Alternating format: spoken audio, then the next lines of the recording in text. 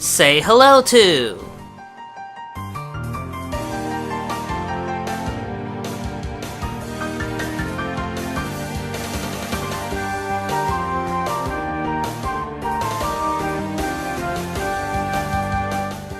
The Atari 2600's most prolific rival, Mattel's Intellivision had much better graphics, along with an in-your-face marketing campaign showing their games side by side against Atari's. It was easily the second most successful console of the second generation, and the only other survivor of the great video game crash of 1983. The rise and fall of this console is also one of the more interesting stories of this era.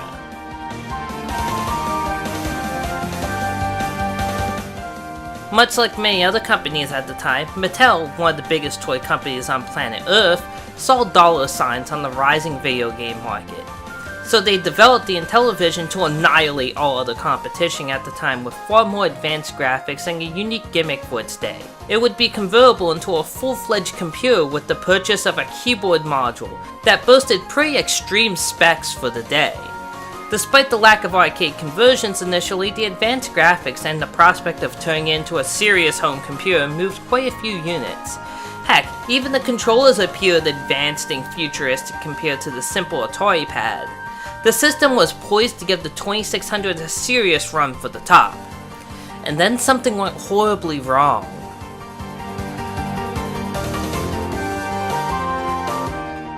Mattel kept pushing back the keyboard module, desperately trying to reduce the cost of the unit while keeping its advanced specs. As it was, the module would need to sell for over $1,000 on top of the price of the console itself. Mattel really pushed this aspect in their early advertisements, so when years passed and the keyboard still wallowed in development hell, those who bought the console to computerize it brought to the attention of the FTC, who basically fined Mattel $10,000 a day until the promised keyboard component hit.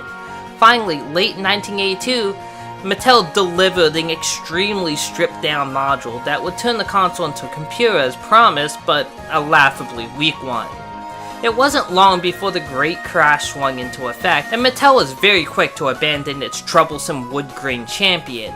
But that wouldn't be the end, as several members of Mattel's former development team, known as the Blue Sky Rangers, founded the NTV Corp in order to continue marketing remaining unsold consoles and to actually develop new software. They kept the console afloat until 1991, when it was finally put down.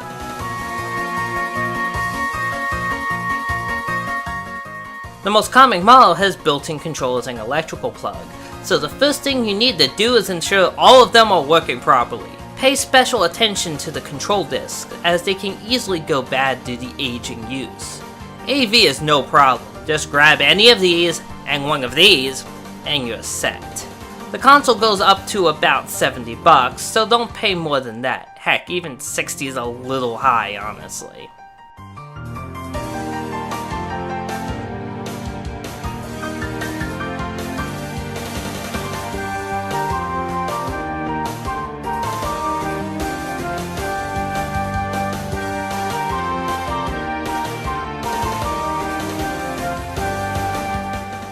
There's the Intellivoice module, which adds speech to certain games. There's also the keyboard module, which is more curiosity at this point than anything else. However, the most coveted is the System Changer, which would allow you to play Atari 2600 games on the Intellivision. The only catch is that it seems to only work with the Model 2 console, so if you're rocking the wood grain like I am, you're out of luck. Also a novelty was the Play Cable service that's no longer available.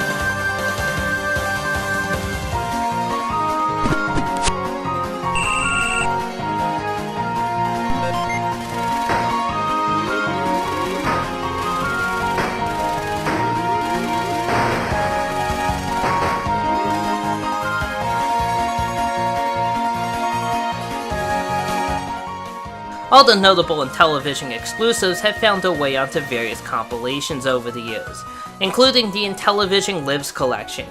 Many of them play terribly on it, mind you, due to unintuitive controls, but they are there. It's better than using the control disc for most games at least. But anything that actually used the keypad for anything, I don't know, anything, is going to be a pain to play.